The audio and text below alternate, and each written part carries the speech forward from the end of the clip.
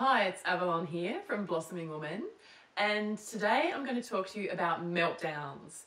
And I'm going to share with you 3 simple steps to deal with meltdowns, either for yourself when you're feeling really overwhelmed and frazzled, or if your child is having a meltdown. So if you haven't seen my last video in that, I just shared my vision for mothers to be in their hearts and grounded and centered, and to be empowered in your family, in your role as a mother. And also I shared a bit about my journey of how I went from being in a pretty mixed up abusive relationship and became a single mum, and then went on a healing journey, and now I'm a shamanic midwife and I support other mothers to step into their power. And if you want to see that first video, you can see that on my page. Just click on the link and it's underneath this video. So today we're talking about meltdowns, and I've had plenty of experience with this, and I can imagine that you have too, because that comes with the package of being a mum. So in our tribe, we've got 5 children, ranging in ages from 2 up to 11 and 3 in between that as well. And we homeschool all our kids, we work from home, there's never a dull moment, there's a lot of activity, a lot of dynamic energy, and you know, people really testing their boundaries and edges and learning and growing. And within that mix, it can get volatile and there can be stuff that comes up, and that's just natural. That's what happens when humans gather. At some point, stuff will come up and need to be dealt with. And so just to clarify what I mean by meltdown, it's basically a time when either yourself or your child is not coping and just feeling really overwhelmed, maybe angry, upset, frustrated, and it's like an emotional crisis, and like a volcano exploding. So these 3 steps that I'll share with you will help you to deal with meltdowns in a way that actually leads to more authentic expression, more realness, and more connection in the long run, rather than more disconnect and conflict happening. So if you think about the mothering journey, we have our ups and downs, and the downs would be where the meltdowns are. That's the times when you're falling apart or someone's falling apart. So if you can find more effective ways to deal with those times, then you can enjoy your mothering journey more overall, because the worst parts are not as bad. Now, the approach I'm about to share with you is not for everyone, because this actually requires for you to take responsibility for how you're feeling, rather than blaming others and their behavior for what's going on. It's more about really checking in and being authentic within yourself and moving out of old patterns that you've developed through time and choosing new ways to be. So I'll start with yourself. So what happens if you're having a meltdown? So these 3 steps I'm going to share with you, you can use them when you're having a meltdown, or even if you're starting to feel yourself getting edgy and anxious and a little bit feeling, rushed and frustrated. The first step is to have awareness and just stop and breathe.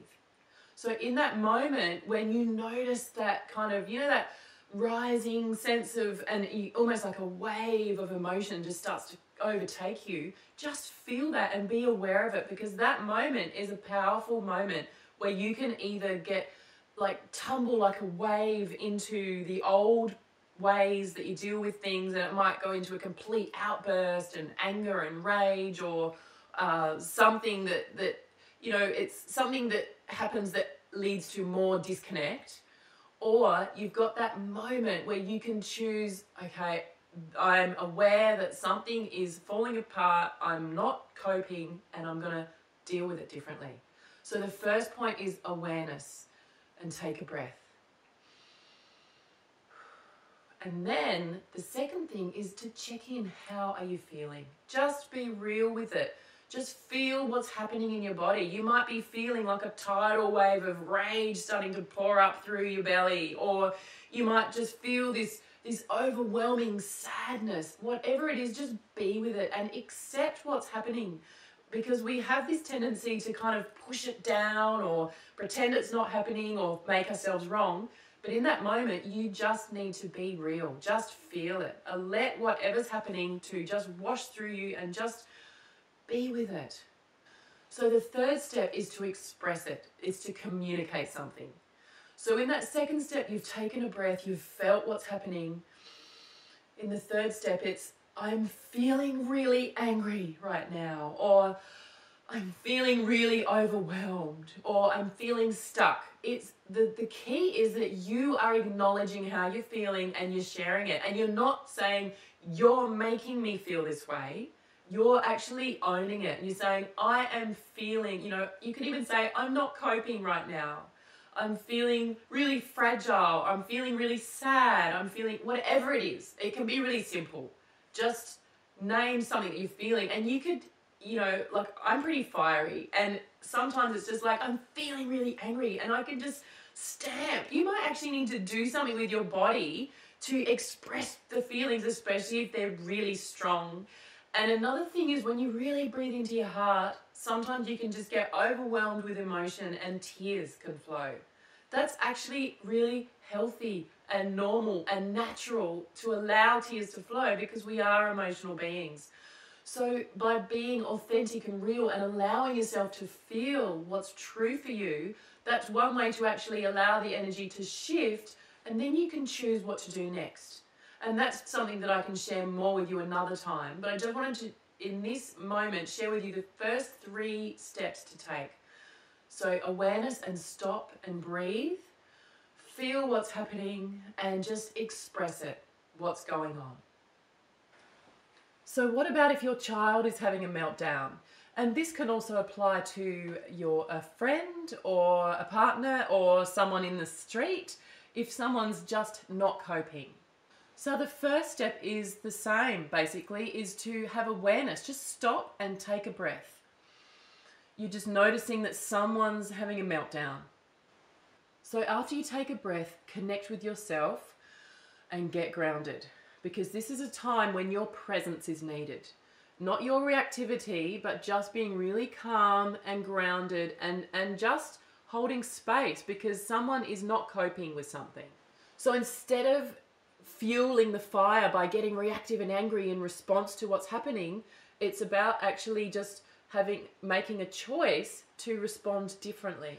So the third step in dealing with someone else's meltdown is to stay present. So just be present and observe without judging. It's about accepting the other person exactly where they're at. Because as soon as you start telling yourself, oh, this shouldn't be happening or they shouldn't be doing this, you're starting to go into resistance about reality. The reality is that if someone's not coping, they're having a meltdown, you resisting it is not going to help. Especially like if it's a 2-year-old or a 10-year-old or even a 50-year-old that's not coping with something, you can bring the awareness and the presence so that they can feel safe in your presence, to be real in whatever's happening for them. And you can empathize with them. You can say to them, I can see you're feeling really upset right now. Or I can see you're feeling really angry, or you're really sad. And saying that not with any tinge of judgment, oh, you're really angry. It's like, I can see you're feeling really angry. And you're really just present. And you're observing. And you're there. And you're not mixing yourself into their story. It's about really knowing that it's a boundary thing too. That's their stuff. And you can be present with them in it. And if, for example, it's your child is not coping with something, say maybe you've said no to something, or you've got a boundary around something, and your child's really expressing that, really strongly, they're overwhelmed and they're just losing it. And the key is, as a mother, to stay grounded, and you can maintain that loving limit with what you've said. Just be clear about what's happening. You don't need to say, oh, it's okay, you can have the thing, because that just means that you're not being consistent and not being true to yourself. One thing that children need is to be able to trust you.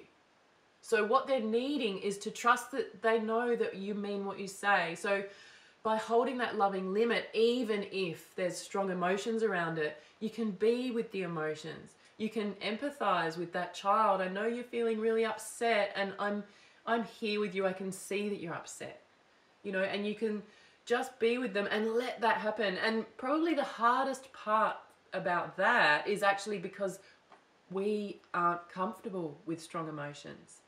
That's one of the biggest things. So as an adult, we need to do our inner work so that we can be present to another without someone else's emotions triggering our own stuff, so that we need to rescue them or fix them or save them. It's actually just being present, being loving, being there, and, you know, reassuring them that you love them. I love you. I can see that you're really in pain right now.